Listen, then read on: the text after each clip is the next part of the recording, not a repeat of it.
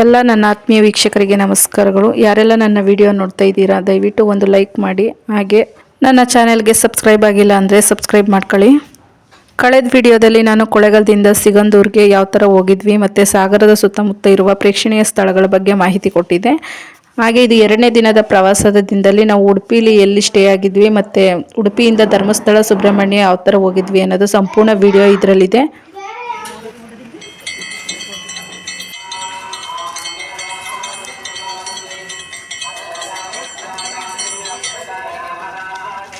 ಉಡುಪಿ ಶ್ರೀಕೃಷ್ಣ ಮಠದ ಸ್ವಲ್ಪ ದೂರದಲ್ಲಿ ಯಾತ್ರಿ ನಿವಾಸದಲ್ಲಿ ಸ್ಟೇ ಆಗಿದ್ವಿ.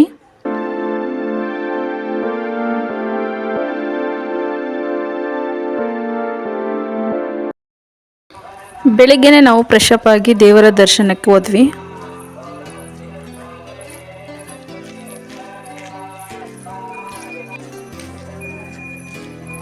ನಾರಾಯಣೇನ ಸ್ವಯಂ ವ್ಯಾಸೇನ ಕಥಿತಾಂ ಪುರಾಣ ಮುನಿನಾ ಮಧ್ಯೆ ಮಹಾಭಾರತಂ ಅದ್ವೈತಾಮೃತವರ್ಷಿಣಿ ಭಗವತಿ. ದೇವಸ್ಥಾನದ ಒಳಗಡೆ ಎಲ್ಲ ವಿಡಿಯೋ ಮಾಡೋಂಗಿಲ್ಲ, ಹಾಗಾಗಿ ನಾನು ವಿಡಿಯೋ ಮಾಡೋಕ್ಕಾಗಿಲ್ಲ.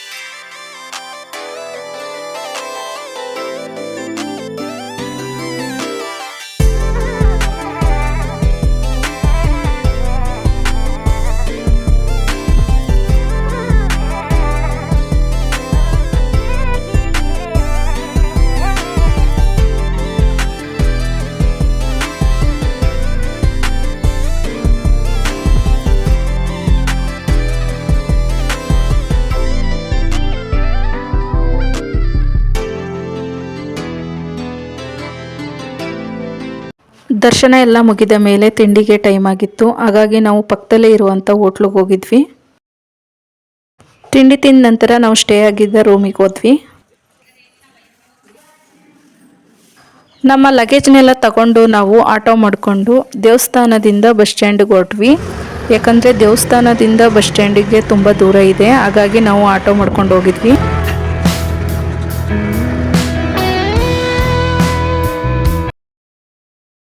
ದೇವಸ್ಥಾನದಿಂದ ಬಸ್ ಸ್ಟ್ಯಾಂಡಿಗೆ 50 ರೂಪಾಯಿ ಚಾರ್ಜ್ ತಗೋತಾರೆ ಆಟೋದವರು.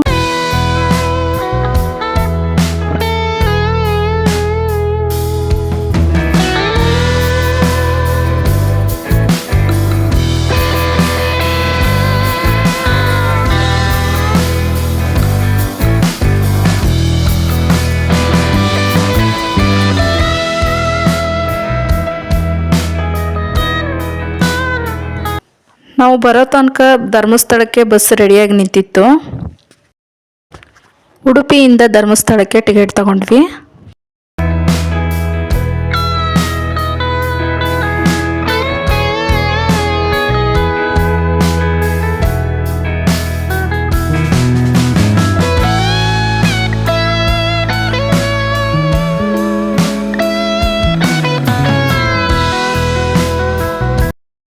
ಲಗೇಜ್ ಕೊಠಡಿಲಿ ನಾವು ಲಗೇಜ್ ಇಟ್ವಿ. ಆದರೆ ನಮ್ಮ ಲಗೇಜಿಗೆ ಯಾವುದೇ ರೀತಿ ಟಿಕೆಟ್ ತಗೊಂಡಿಲ್ಲ, ಫ್ರೀ ಇತ್ತು. ನಂತರ ನಾವು ಮಂಜುನಾಥ ಸ್ವಾಮಿ ದರ್ಶನಕ್ಕೆ ಕ್ಯೂ ಅಲ್ಲಿ ಹೋದ್ವಿ.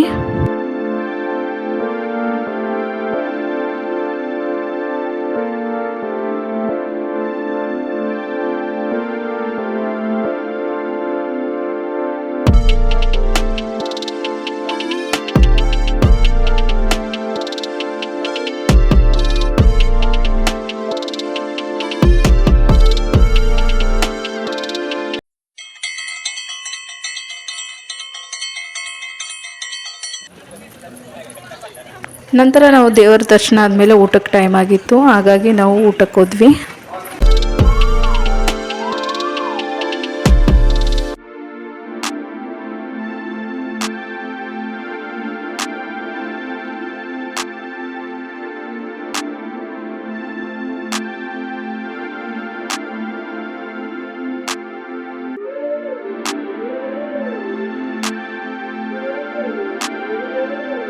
ಹೊಟ್ಟೆ ತುಂಬ ಹಸಿದಾಗಲೇ ಅನ್ನದ ಬೆಲೆ ಗೊತ್ತಾಗೋದು ಅನ್ನೋದು 100% ಸತ್ಯ. ದಯವಿಟ್ಟು ಅನ್ನನ ಯಾರು ವೇಸ್ಟ್ ಮಾಡೋಕ್ಕೆ ಹೋಗ್ಬೇಡಿ. ನಿಮ್ಗೆ ಎಷ್ಟು ಬೇಕು ಅಷ್ಟು ಹಾಕ್ಸ್ಕೊಂಡು ಊಟ ಮಾಡಿ.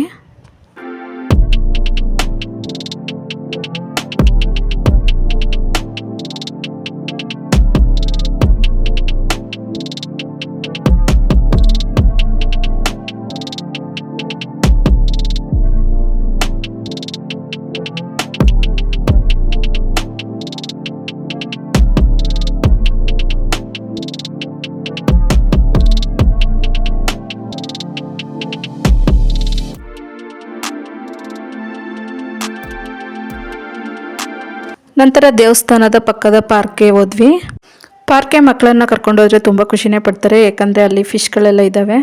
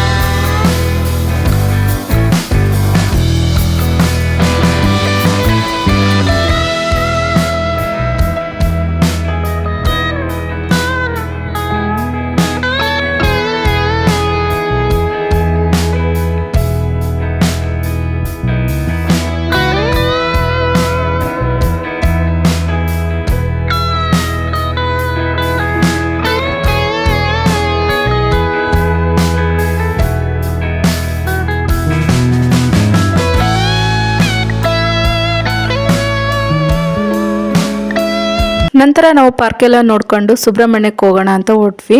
ಇಲ್ಲಿ ಅಕ್ಕಪಕ್ಕ ಇರುವ ಸ್ಥಳಗಳಿಗೆ ನಾವು ಹೋಗೋಕ್ಕಾಗಿಲ್ಲ. ಸೌತ್ ಅಡ್ಕ, ಉಜಿರೆ ಮತ್ತು ಕಟೀಲು ಇನ್ನೂ ಕೆಲವು ದೇವಸ್ಥಾನಗಳು ಕವರ್ ಮಾಡ್ಬೋದಿತ್ತು, ಆದರೆ ಮಳೆ ಇದ್ದಿದ್ದರಿಂದ ನಮಗೆ ಹೋಗೋಕ್ಕಾಗಿಲ್ಲ.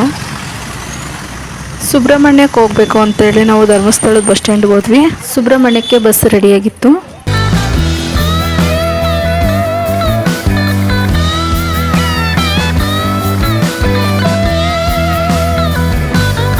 ಸುಬ್ರಹ್ಮಣ್ಯ ಬಸ್ ಸ್ಟ್ಯಾಂಡ್ಗೆ ಬಂದಿಳಿದ್ವಿ. ಬಸ್ ಸ್ಟ್ಯಾಂಡಿಂದ ದೇವಸ್ಥಾನಕ್ಕೆ ನಡ್ಕೊಂಡೇ ಹೋಗ್ಬೋದು, ದೂರ ಏನಿಲ್ಲ.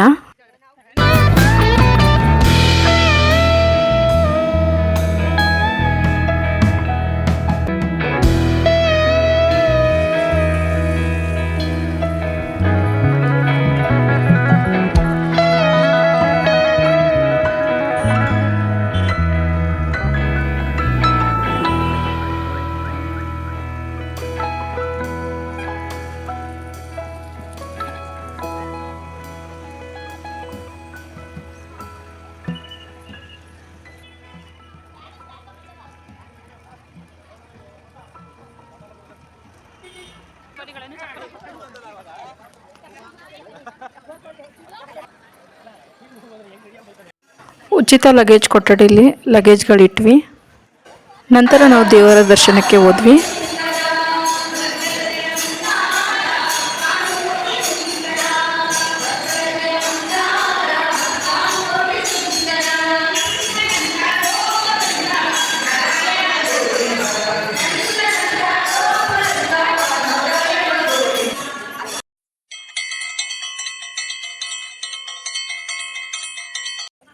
ಕುಕ್ಕೆ ಸುಬ್ರಹ್ಮಣ್ಯ ದೇವರ ದರ್ಶನ ಮುಗಿಸಿ ನಂತರ ನಾವು ಆದಿಶೇಷ ದೇವರ ದರ್ಶನಕ್ಕೆ ಹೋದ್ವಿ.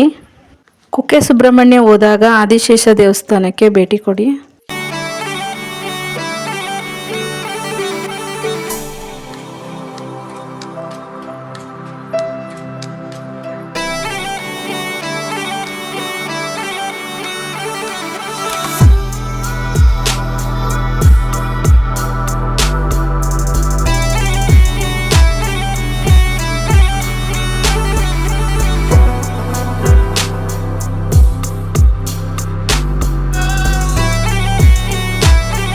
ಕಲ್ಲು ಮೇಲೆ ಕಲ್ಲು ಜೋಡಿಸುವ ಹರಕೆ ಮಾಹಿತಿ ಗೊತ್ತಿದ್ದರೆ ನನಗೆ ಕಾಮೆಂಟ್ ಬಾಕ್ಸ್ನಲ್ಲಿ ತಿಳಿಸಿ.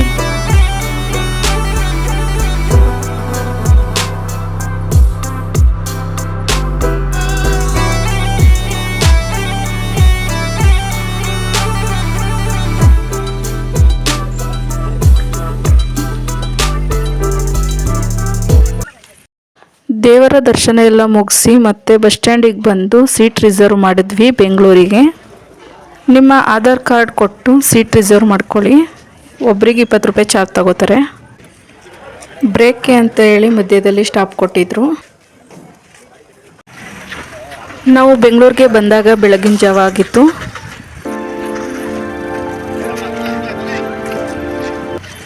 ನಂತರ ನಾವು ಮೆಜೆಸ್ಟಿಕ್ಕಿಂದ ಸ್ಯಾಟಲೈಟ್ ಬಸ್ ಸ್ಟ್ಯಾಂಡ್ಗೆ ಬಂದ್ವಿ ಕೊಳ್ಳೇಗಾಲಕ್ಕೆ ಹೋಗೋಕ್ಕೆ.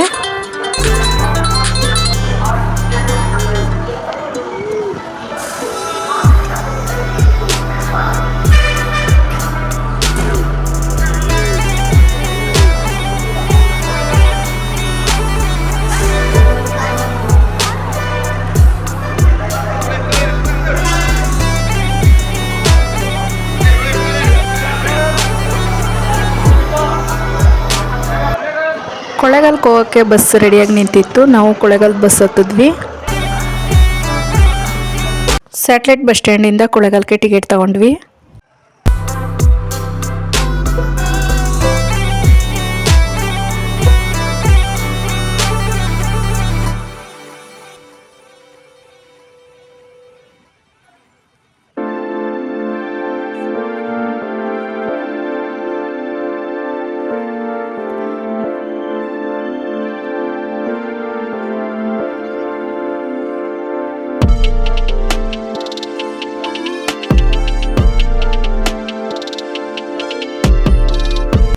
ಯಾರೆಲ್ಲ ನನ್ನ ವಿಡಿಯೋ ನೋಡ್ತಾ ಇದ್ದೀರಾ ಒಂದು ಲೈಕ್ ಮಾಡಿ, ಹಾಗೆ ಚಾನೆಲ್ಗೆ ಸಬ್ಸ್ಕ್ರೈಬ್ ಆಗಿಲ್ಲ ಅಂದರೆ ಸಬ್ಸ್ಕ್ರೈಬ್ ಮಾಡ್ಕೊಳ್ಳಿ.